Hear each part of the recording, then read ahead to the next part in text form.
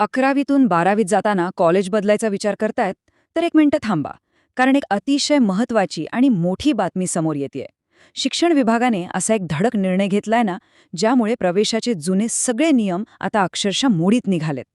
आजच्या या विशेष एक्सप्लेनरमध्ये आपण शासनाची ही नवी आणि अत्यंत कडक नियमावली डिकोड करणार आहोत. दरवर्षी ॲडमिशनच्या वेळी जी धावपळ आणि गोंधळ उडतो ना, तो कायमचा थांबवण्यासाठी थेट अधिकृत परिपत्रकच काढण्यात आलंय. हे नियम जर आत्ताच समजून घेतले नाहीत, तर ऐनवेळी प्रवेशाच्या प्रक्रियेत मोठा फटका बसू शकतो. त्यामुळे 2025-26 या शैक्षणिक वर्षासाठी जे विद्यार्थी 11वीतून 12वीत जाणार आहेत, त्यांच्यासाठी आणि पालकांसाठी ही माहिती अक्षरशः गेम चेंजर ठरणार आहे. हे बघा, हे आहे शासनाने जारी केलेलं अधिकृत परिपत्रक. प्रवेश प्रक्रियेत पूर्णपणे पारदर्शकता आणण्यासाठी उचललेलं हे एक अतिशय महत्त्वाचं पाऊल आहे. विशेषतः 2025-26 या वर्षात ज्यांनी 11वीत ऑनलाईन पद्धतीने प्रवेश घेतलाय आणि आता काही कारणास्तव त्यांना 12वीसाठी आपलं ज्युनियर कॉलेज बदलायचंय, त्यांच्यासाठी हे डॉक्युमेंट एका गाईडसारखं काम करणार आहे.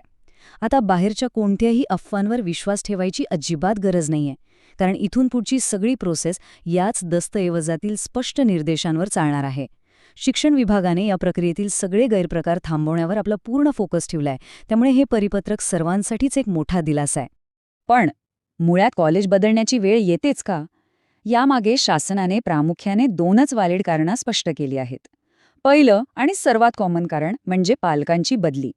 नोकरीमुळे जर पालकांची एका शहरातून किंवा जिल्ह्यातून दुसऱ्या ठिकाणी बदली झाली, तर साहजिकच विद्यार्थ्यालाही कॉलेज बदलावं लागतं. आणि दुसरं कारण म्हणजे अपवादात्मक आणि विशेष परिस्थिती. जर खरोखरच अशा एखाद्या जेन्युइन कारणामुळे त्याच जिल्ह्यात किंवा जिल्ह्याबाहेर 12वीसाठी प्रवेश घ्यायचा असेल, तर लक्ष देऊ नये का? आता विद्यार्थ्यांसाठी एक विशेष स्वतंत्र ऑनलाईन प्रवेश पोर्टल उपलब्ध करून दिलं जाणार आहे. आणि येथेच शासनाने एक अत्यंत कडक लक्ष्मण रेषा आखून दिली आहे, जी समजून घेणं सर्वात क्रिटिकल आहे. 12वीचे हे बदली प्रवेश आता फक्त आणि फक्त या ऑनलाईन पोर्टलद्वारेच होतील. याला दुसरं कुठलाही ऑप्शन नाहीये. ऑफलाईन प्रवेश पद्धतीवर आता 100% बंदी घालण्यात आली आहे. हो, अगदी बरोबर ऐकलं तुम्ही. कोणत्याही परिस्थितीत कुठल्याही ज्युनियर कॉलेजला ऑफलाईन पद्धतीने परस्पर प्रवेश देण्यास सक्त मनाई आहे. आता कॉलेजांना मनमानी फी घेता येणार नाही. शासनाने ठरवून दिलेले हे 3 सुवर्ण नियम कायम लक्षात ठेवा. पहिला नियम, कॉलेजला फक्त अधिकृतपणे निश्चित केलेली प्रवेश फीज घेता येईल. दुसरा नियम, या ठरलेल्या फी व्यतिरिक्त विकास निधी किंवा इतर कोणत्याही नावाखाली 1 रुपयाही अतिरिक्त घेता येणार नाही. आणि तिसरा, सर्वात मोठा नियम, डोनेशनवर आता कंप्लीट बॅन आहे. प्रवेशाच्या नावाखाली जो डोनेशनचा बाजार मांडला जातो ना, त्याला हा एक जबरदस्त आणि ऐतिहासिक चाप आहे. या एका निर्णयामुळे पालकांच्या डोक्यावरचं किती मोठं ओझं कमी झालंय विचार करा. आता पैशांच्या जोरावर कोणीही ॲडमिशन अडवून ठेवू शकणार नाही, हे नक्की. पण साहजिकच एक प्रश्न उभा राहतो की एवढे नियम करूनही जर एखाद्या कॉलेजने ते पाळलेच नाहीत किंवा पैशांची मागणी केलीच, तर काय करायचं? इथेच खरी ॲक्शनची तरतूद आहे. जर कोणत्याही ज्युनियर कॉलेजने शासनाचा आदेश डावलून छुप्या पद्धतीने ऑफलाईन प्रवेश दिला किंवा जास्त फी आणि डोनेशन मागितलं, तर त्यांच्यावर शासन निर्णयातील मुद्दा अ5 नुसार अत्यंत कडक कारवाई केली जाईल.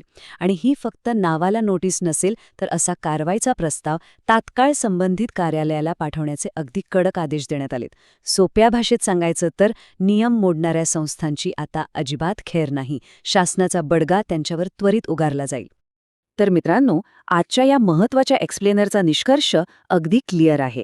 12वीचे ट्रान्सफर ॲडमिशन आता फक्त आणि फक्त पारदर्शक ऑनलाईन पोर्टलवरूनच होतील आणि डोनेशन किंवा एक्स्ट्रा फीला इथे अजिबात थारा नाहीये.